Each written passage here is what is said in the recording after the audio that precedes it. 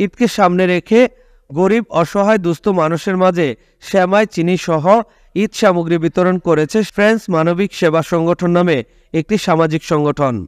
শনিবার মুন্সিগঞ্জ সদর উপজেলার পঞ্চসার ইউনিয়নের ভট্টাচার্যবাগ গ্রামে ফ্রেন্ডস মানবিক সেবা সংগঠনের সদস্যদের সার্বিক সহযোগিতায় এই কার্যক্রম অনুষ্ঠিত হয়। বিতরণ কার্যক্রমে প্রধান অতিথি হিসেবে উপস্থিত ছিলেন পঞ্চসার ইউনিয়ন পরিষদ চেয়ারম্যান হাজী মোহাম্মদ গোলাম মোস্তফা।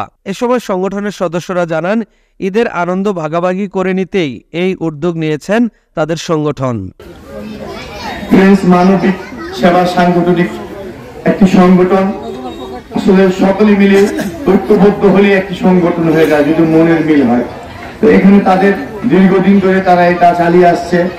আমি গত বছরে শুনেছি এবং তাদেরকে আমি আশ্বস্ত করেছি আমার কাছে যখন আসবে তখনই আমি সহযোগিতা করব।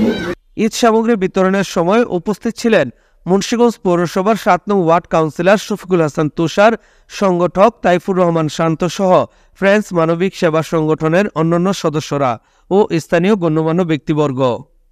Mohammad Jahangir Alam, news 71.tv, Munshiganj.